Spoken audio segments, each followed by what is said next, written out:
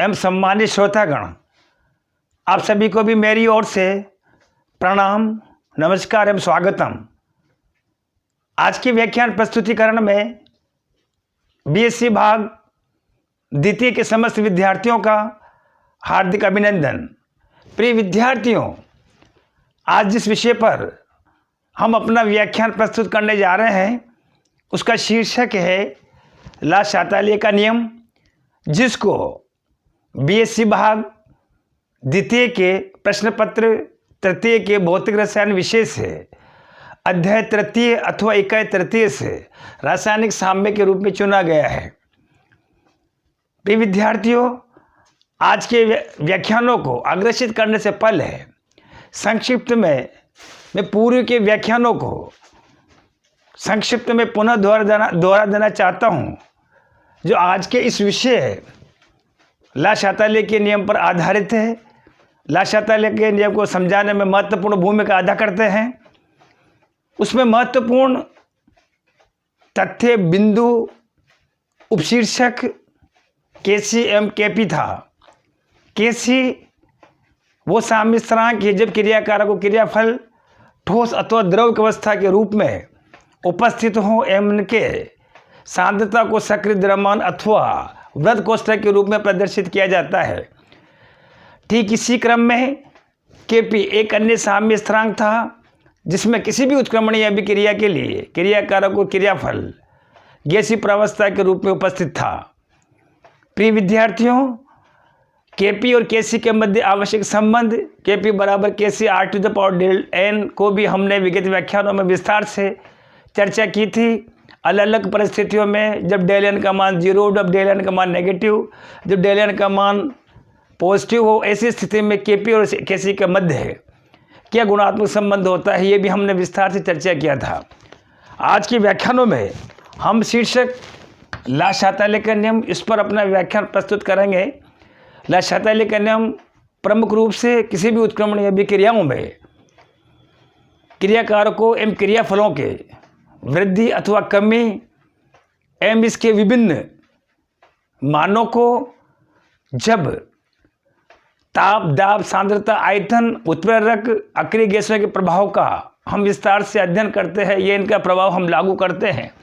ऐसी स्थिति में समय के साथ क्रियाकारक एवं क्रियाफलों की सांद्रताओं में किस प्रकार से तब्दीली अथवा परिवर्तन होता है, यही ला शातालिए के नियम की महत्वपूर्ण भूमिका होती है। संक्षिप्त में इस नियम के अनुसार किसी भी उत्क्रमणीय रासायनिक अभिक्रिया में जब ताप, दाब, सांद्रता अथवा उत्प्रेरक अथवा अक्रिय गैस को मिश्रित किया जाए या इनके मानों में परिवर्तन किया जाए, ऐसी स्थिति में साम्य अथवा साम्य स्थिरांक या साम्य अवस्था उस दिशा में विस्थापित होती है जिधर उसके हटने से, विस्थापित होने से किए गए परिवर्तन का प्रभाव नष्ट होता है। आइए सबसे पहले हम ला शातालिए के नियम को सबसे पहले प्रमुख जो कारक है हम सांद्रता के रूप में लेते हैं। किसी भी उत्क्रमणीय अभिक्रिया में सांद्रता के प्रभाव का अध्ययन करने के लिए हम यहाँ पर 1 मोल नाइट्रोजन का दूसरा 3 मोल हाइड्रोजन का आपस में क्रिया करके उत्क्रमणीय अभिक्रिया में अमोनिया के 2 मोल का निर्माण करते हैं। ऊपर वाली दिशा अग्र दिशा को बताती है, नीचे वाली जो दिशा है वो पश्चिम दिशा को बताती है। प्रिय विद्यार्थियों, ला शातालिए का नियम जब हम इसमें लागू करते हैं, इस पर हम अप्लाई करते हैं, ऐसी स्थिति में नाइट्रोजन और हाइड्रोजन की सांद्रता बढ़ाने पर आप देखेंगे साम्य अग्र दिशा में साम्य तो साम्य अवस्था जो है अग्र दिशा में विस्थापित होती है। लेकिन समय परिवर्तन के दौरान जब नाइट्रोजन और हाइड्रोजन की सांद्रता के मान में जब कमी प्रेक्षित की जाती है, ऐसी स्थिति में अमोनिया की सांद्रता में वृद्धि होती है। अमोनिया की आधिक्य सांद्रता के मान की वजह से पुनः अमोनिया विघटित होकर होती है और विघटन होकर के पुनः आप देखेंगे यहाँ पर 1 मोल नाइट्रोजन का और 3 मोल जो है वापस हाइड्रोजन के बना लेते हैं। इस प्रकार जो है क्रियाकारकों अथवा क्रियाफलों की सांद्रताओं में वृद्धि करके साम्य अथवा साम्य स्थिरांक अथवा साम्य अवस्था की दिशा को प्रेक्षित किया जाता है। एक अन्य यहाँ पर लिखा है N2 MH2 सांद्रता बढ़ाने पर साम्य अग्र दिशा में विस्थापित होगा और NH3 की सांद्रता बढ़ाने पर आप देखेंगे साम्य पश्चिम दिशा की ओर विस्थापित होगा। दूसरा वाला प्रभाव हमारे पास में जो है दाब का प्रभाव है। इस प्रभाव के महत्वपूर्ण प्रभाव जो है दाब का, इस दाब के महत्वपूर्ण प्रभाव को समझने के लिए प्रिय विद्यार्थियों, पहले एक सामान्य सिद्धांत ला शताले के नियम का क्रियाकार को अथवा क्रियाफलों पर जब हम लागू करते हैं, आरोपित करते हैं, ऐसी स्थिति में हम देखेंगे किसी भी उत्क्रमण या रासायनिक अभिक्रिया में ला शताले के नियम के अनुसार जब दाब का मान बढ़ाते हैं तो ऐसी स्थिति में साम्य उस दिशा की ओर विस्थापित होता है जिधर अणुओं की संख्या कम हो। इस सिद्धांत को हम आइए समझने का प्रयास करते हैं 3 विभिन्न प्रकार की परिस्थितियों के लिए। पहला वाला जो है इफेक्ट ऑफ प्रेशर में, सिद्धांत में जब डेल एन का मान जो है नेगेटिव हो, यहाँ पर N2 1 मोल और हाइड्रोजन के 3 मोल आपस में क्रिया करते हैं। क्रिया करने के पश्चात 2 मोल NH3 के बनाते हैं। यहाँ पर डेल एन का मान -2 ऋणात्मक 2 अर्थात ऋणात्मक प्रक्षित किया जाता है। ऐसी स्थिति में उक्त उत्क्रमणीय अभिक्रिया में उत्क्रमणीय अभिक्रिया में जब हम दाब का मान बढ़ाते हैं, ऐसी स्थिति में साम्य अग्र दिशा की ओर विस्थापित होगा, क्योंकि ठीक दाएं तरफ जो है कुल मोलों की संख्या जो है वो 2 है और आप देखेंगे बाएं तरफ जो है मोलों की संख्या का मान 3-1-4 होता है। अगला वाला जो हम विशिष्ट परिस्थिति केस 2 हम जो है इस पर चर्चा करते हैं जिसमें डेल एन का मान धनात्मक हो, अर्थात एक अन्य उदाहरण जिसमें PCl5 आपस में क्रिया करके पोटेशियम पेंटाक्लोराइड आपस में क्रिया करके PCl3 का 1 मोल और Cl2 का जो है एक अन्य मोल बनाता है।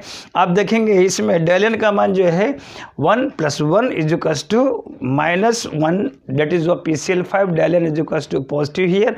आप देखेंगे मोलों की संख्या का मान जो है बाएं तरफ जो है 1 है, तो सामने ऐसी दिशा में जो है पश्चिम दिशा में दाईं ओर से बाईं ओर अर्थात पश्चिम दिशा की ओर विस्थापित होगा।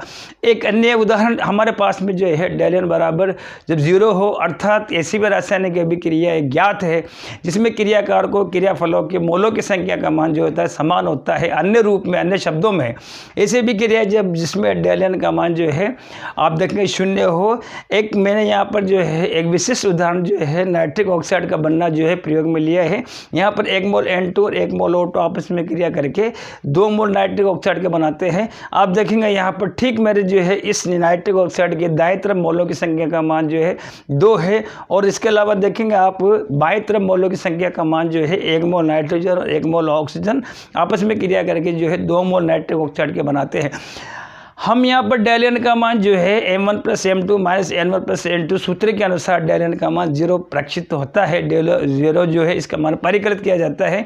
आइए हम इस पर जो है दाब के प्रभाव का अध्ययन करते हैं कि इस तंत्र के लिए, इस उत्क्रमणीय अभिक्रिया के लिए यदि हम दाब का मान बढ़ाते हैं तो ऐसी स्थिति में साम्य की स्थिति क्या होगी। प्रिय विद्यार्थियों, चूँकि दोनों तरफ दाएं तरफ और बाएं तरफ मोलों की संख्या का मान समान है, ऐसी स्थिति में यहाँ पर जो है साम्य स्थिरांक अप्रभावित होगा। साम्य स्थिति अप्रभावित होगी, अपरिवर्तित होगी, स्थिर होगी। ये एक अन्य प्रभाव था। इस प्रकार सांद्रता और दाब दोनों के आधार पर जो है हमने जो है उक्त अभिक्रिया को जो है सुपरिभाषित किया है।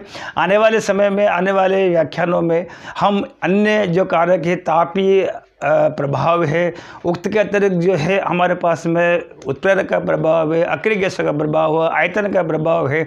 आइए आने वाले समय में हम फिर से जो है इन शताले के नियम को जो है हम उस पर जो है आरोपित करेंगे, हम उस पर लागू करेंगे। तत्पश्चात साम्य और साम्य स्थिरांक की क्या स्थिति होती है, किस तरफ विस्थापित होता है, अग्र दिशा में विस्थापित होता है अथवा पश्चिम दिशा में विस्थापित होता है, इस स्थिति के बारे में हम विस्तार से आने वाले समय में, आने वाले व्याख्यानों में चर्चा करेंगे। फिलहाल इतना ही। पुनः आप सभी को कोटि कोटि धन्यवाद, आभार।